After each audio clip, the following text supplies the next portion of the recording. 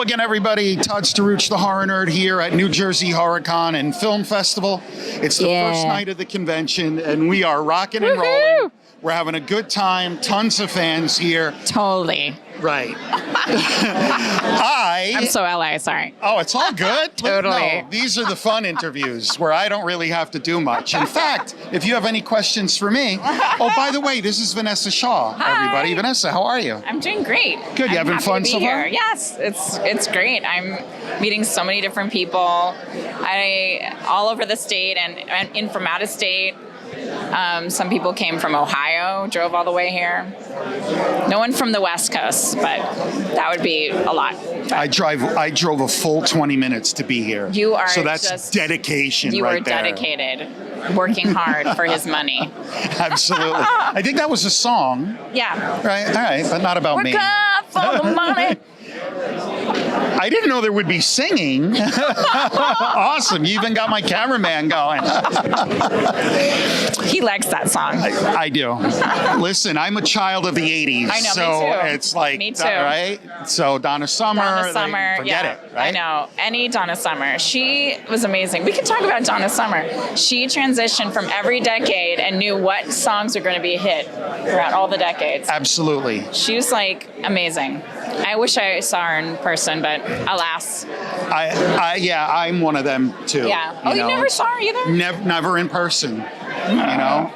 But we have now, gratefully, we have YouTube and stuff, so you can see, like, at least watch all these live performances that I never got a chance to.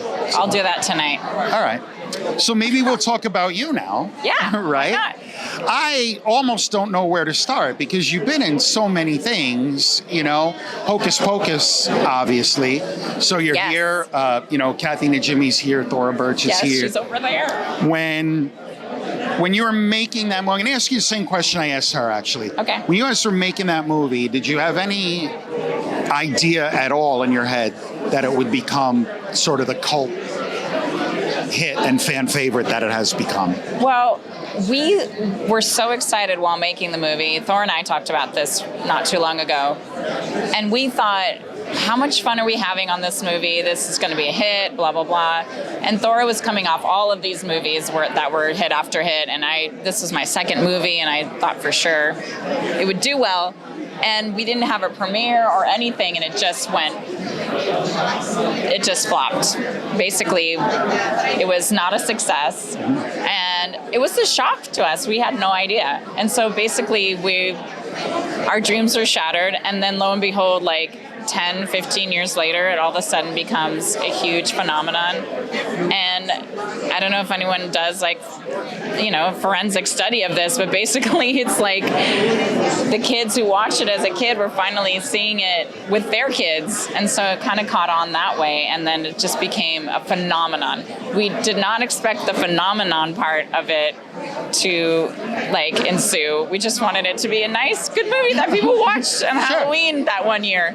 But now it's snowballed into a fan favorite, cult classic, whatever you want to say, beyond what we could have imagined. I mean, there was a concert, two concerts that Kenny directed, that was at the 20th anniversary, I think, or 25th anniversary concert in LA. And I was like, oh my God, Christina Aguilera played there. And she's a huge fan of Hocus Pocus.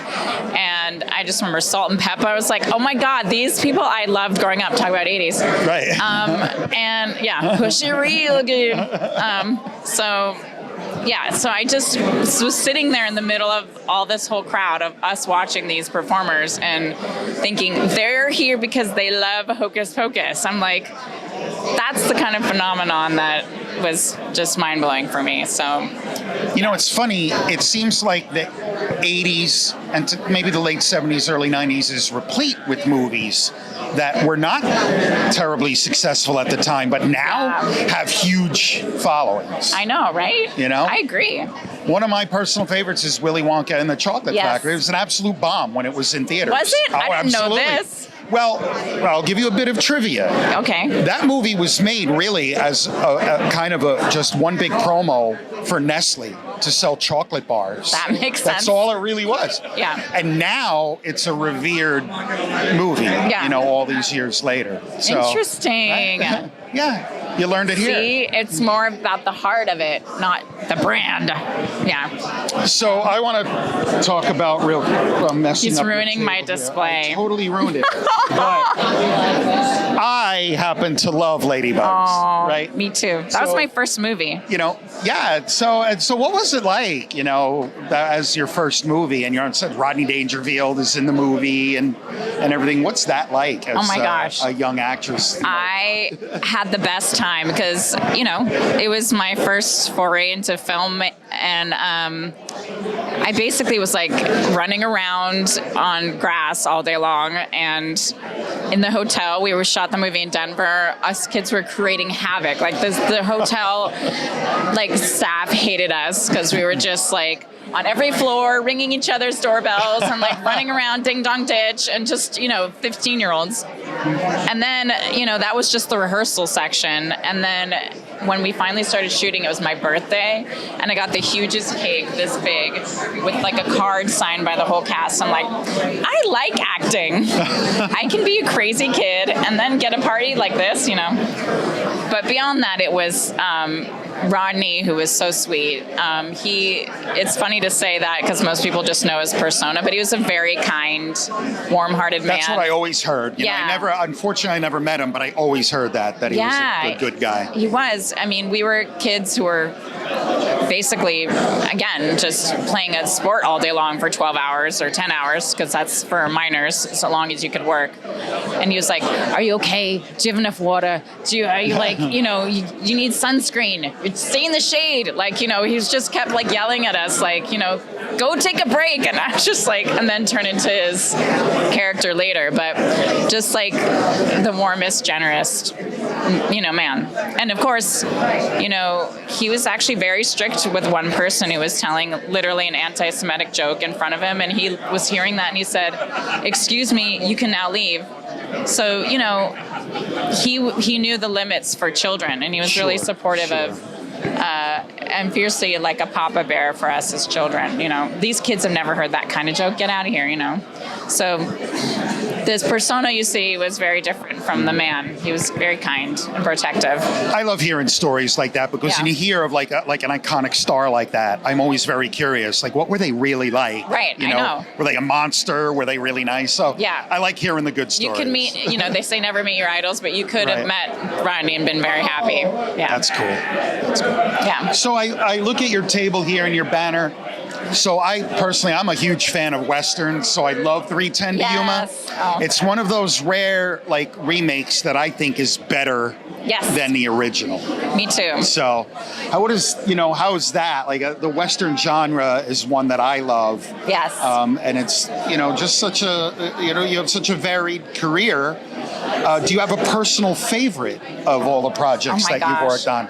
I know it's like asking someone, do you have a favorite child? Right, But I'm always curious to that. I'm always curious to that question.